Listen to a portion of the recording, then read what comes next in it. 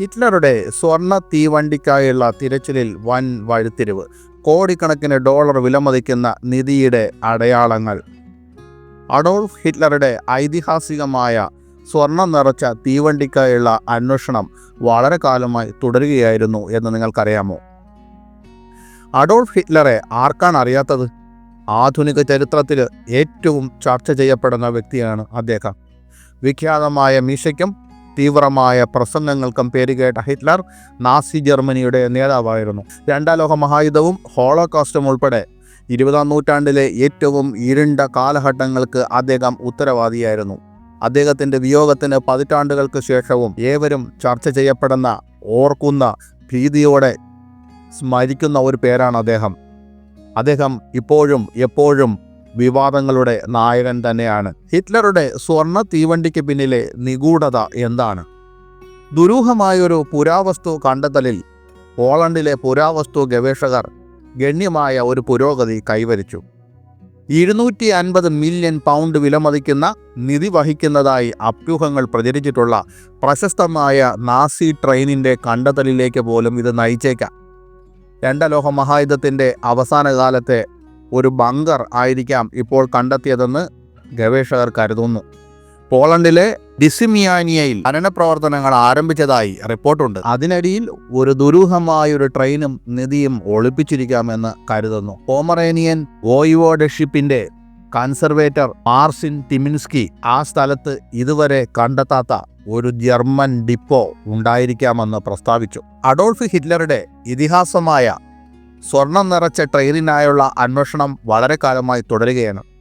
1945 മുതൽ സർക്കാരുകളും പോളിഷ് സൈന്യവും നിധി അന്വേഷിക്കുന്നവരും ട്രെയിൻ കണ്ടെത്താനുള്ള പ്രതീക്ഷയിൽ പ്രദേശം അരിച്ചു പറക്കിക്കൊണ്ടിരുന്നു.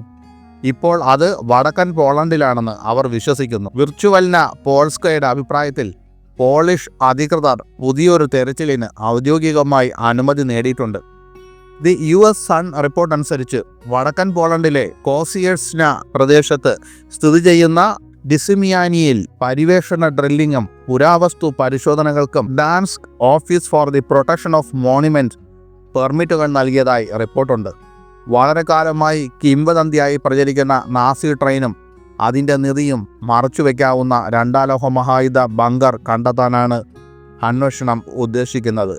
ഡിസിമിയാനിയിൽ മറഞ്ഞിരിക്കുന്ന ജർമ്മൻ ഡിപ്പോ സ്ഥിതി ചെയ്യാമെന്ന് പോമറേനിയൻ വോയിവോഡഷിപ്പ് കൺസർവേറ്റർ ഓഫ് മോണുമെന്റ്സിന്റെ വക്താവ് മാർസിൻ ടിമിൻസ്കി പറഞ്ഞു. ഇത് നഷ്ടപ്പെട്ട ആംബർ റൂം ആയിരിക്കാമെന്ന് ചിലർ അനുമാനിക്കുന്നു, അദ്ദേഹം പറഞ്ഞതായി ദി സൺ ഉദ്ധരിച്ചു. നിലവിലെ തിരച്ചിൽ പ്രവർത്തനത്തിന് ആരാണ് നേതൃത്വം നൽകുന്നത്? നിധിവേട്ടയിലെ ഒരു ലീഡറായ ജാൻ ഡെലിംഗോവ്സ്കി പറയുന്നതനുസരിച്ച് 1943 അവസാനത്തിൽ നാസികൾ SS യൂണിറ്റുകൾക്കായി ഡിസിമിയാനിയയിൽ ഒരു സൈനിക പരിശീലന ഗ്രൗണ്ട് സ്ഥാപിച്ചിരുന്നു എന്നാണ്.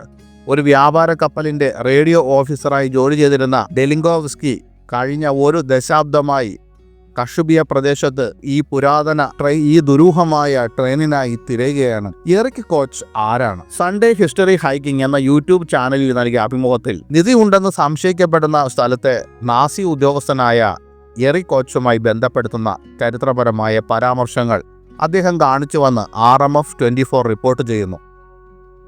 1928 മുതൽ 1945 വരെ കിഴക്കൻ പ്രഷ്യയിലെ നാസി ഗൗളിറ്ററായിരുന്നു കോച്ച്. രണ്ടാം ലോക മഹായുദ്ധത്തിന് ശേഷം കോച്ചിനെ പോളണ്ടിൽ വിചാരണ ചെയ്യുകയും 1959 യുദ്ധ കുറ്റങ്ങൾക്ക് ശിക്ഷിക്കുകയും ചെയ്തു. കോച്ചിന് വധശിക്ഷയാണ് ലഭിച്ചത്. എന്നിരുന്നാലും അനാരോഗ്യം കാരണം ഔദ്യോഗികമായി അദ്ദേഹത്തിൻ്റെ വധശിക്ഷ ഒരിക്കലും നടപ്പിലാക്കിയില്ല.